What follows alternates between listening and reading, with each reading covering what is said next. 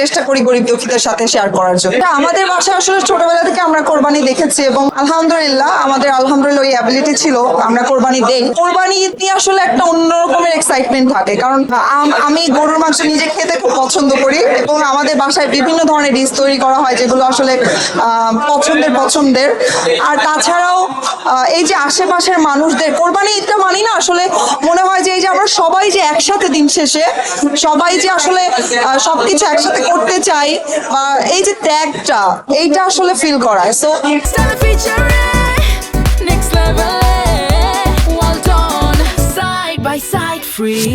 কোরবানিটা আসলে স্পেশাল হয় সবসময়, এবারও ইনশাল্লাহ হয়তো কোরবানি দেওয়া হবে এবং সবার সাথে মাংস যে ভাগাভাগি করা হয় সেটা আসলে খুব এনজয় করি।